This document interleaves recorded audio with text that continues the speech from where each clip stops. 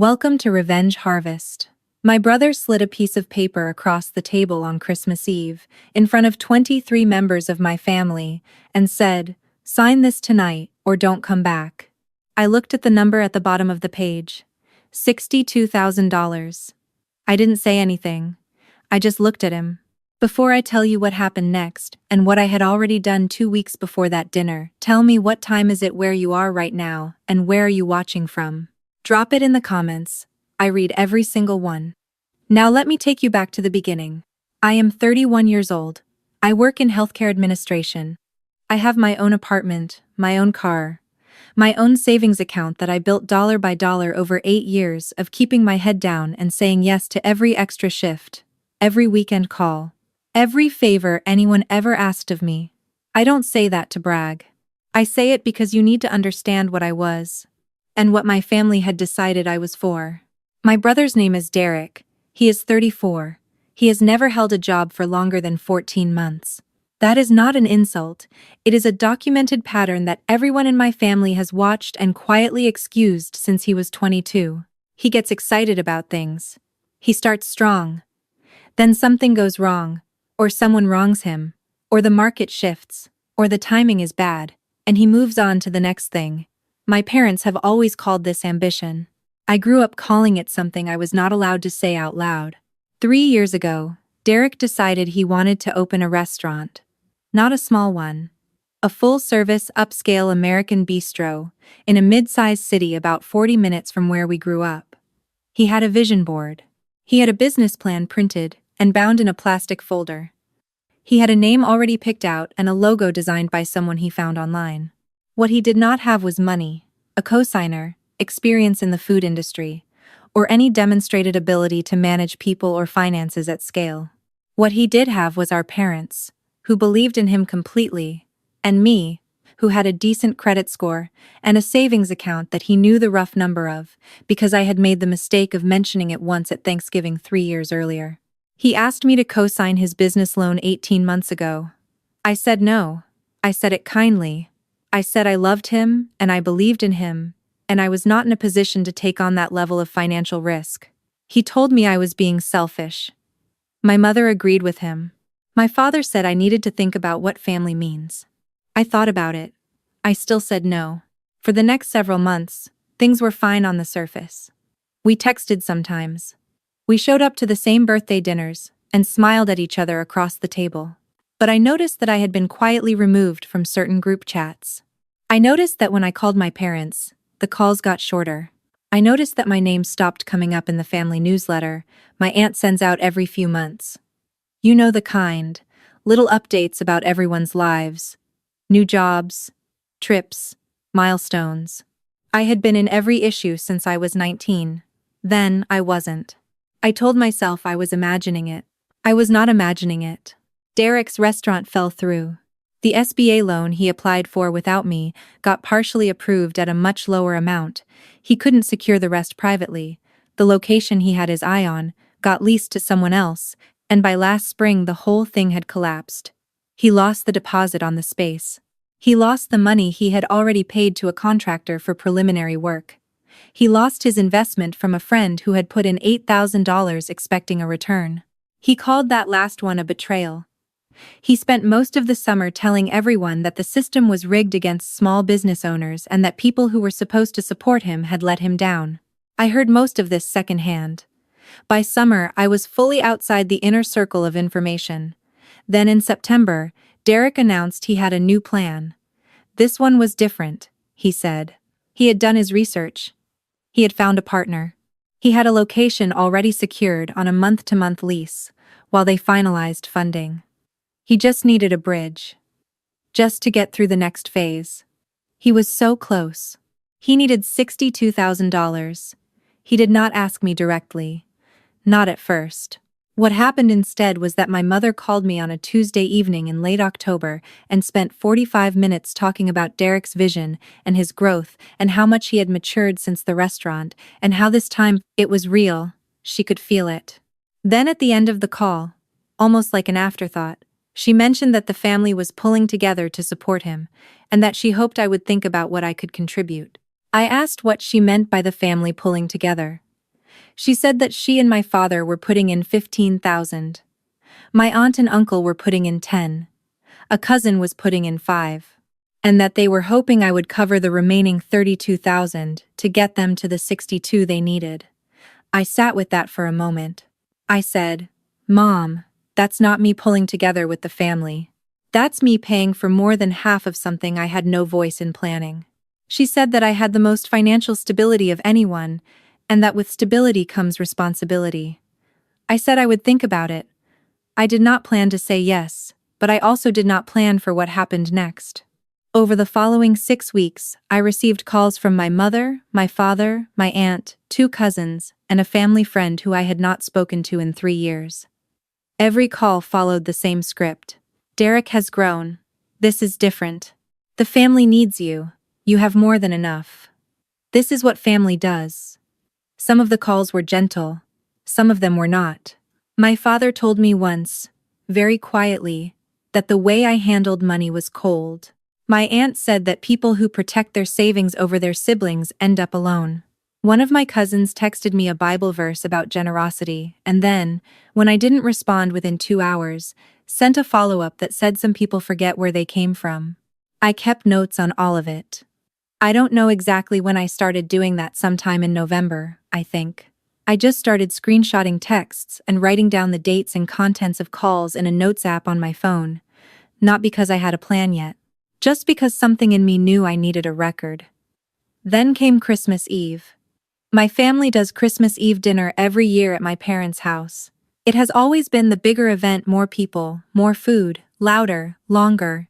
I drove the 40 minutes out, brought the green bean casserole I always bring, hugged everyone at the door. Derek was already there when I arrived. He looked confident. He was wearing a new jacket. He shook my hand when I came in, which he has never done in my life. That should have told me something. We ate dinner. It was normal on the surface.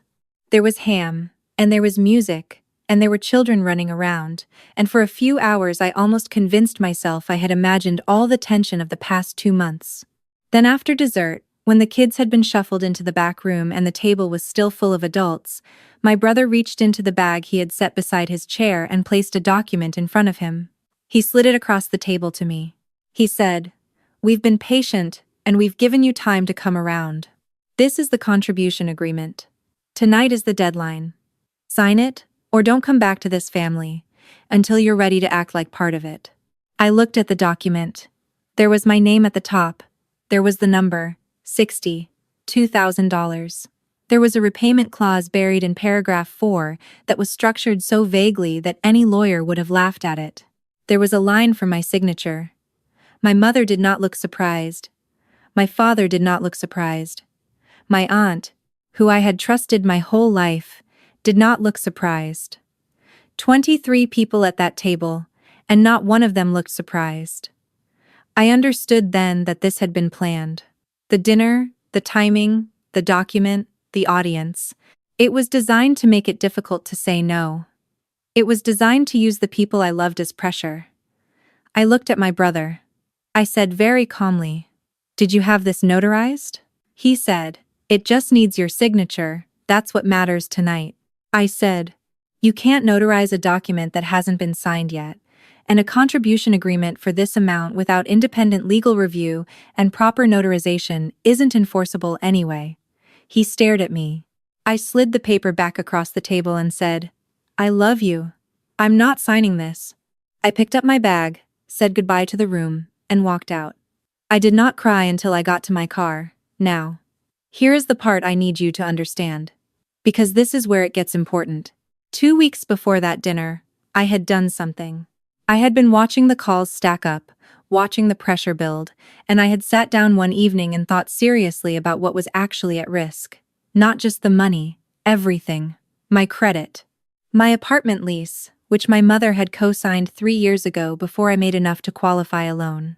My car, which was in my name, but which my father had gifted me the down payment for, and which he had made a comment about once, just once, offhand, that I had not forgotten. My job, at a hospital system where my uncle happened to sit on the board of a donor foundation, and where I had gotten my original interview through a family connection. I was not being paranoid. I was being clear-eyed. So 2 weeks before Christmas Eve dinner, I quietly refinanced my lease into my name alone, removing my mother as co-signer, and paying the small administrative fee to do so. I transferred my emergency savings into a new account at a different bank.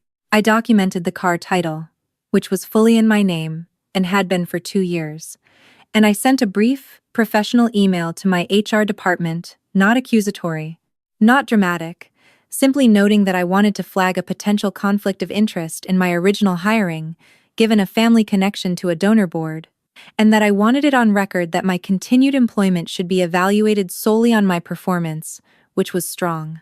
My supervisor responded warmly and said it was already noted and there was no concern. I did not tell anyone I had done any of this. When I walked out of that Christmas Eve dinner, I had already quietly removed every handhold they could have used. The calls started the next morning. My mother called 14 times on Christmas Day. I did not answer. My father left a voicemail that was mostly silence, and then him saying my name twice, in a voice I had never heard before, low and confused, like something wasn't computing. Derek texted me a paragraph about how I had humiliated him in front of the family, which I found interesting, since he had been the one with the document. By the second day, there were messages from extended family members. Some of them were angry.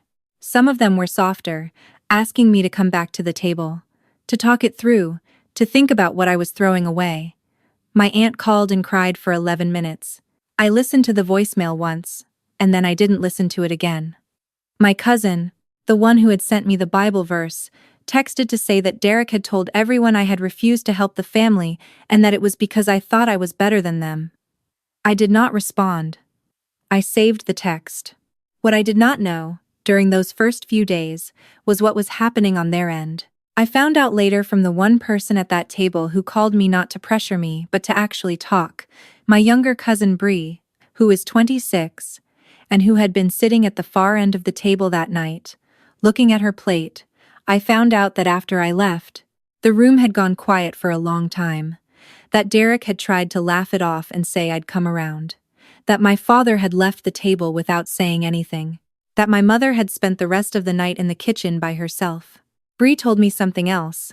She said that Derek's business partner, the one he had built this whole second plan around, had pulled out of the deal in early December, before Christmas Eve dinner, before the document.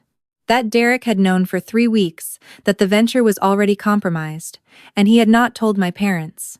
He had taken the money my aunt and uncle had already transferred $10,000 and had not told them the deal was in trouble.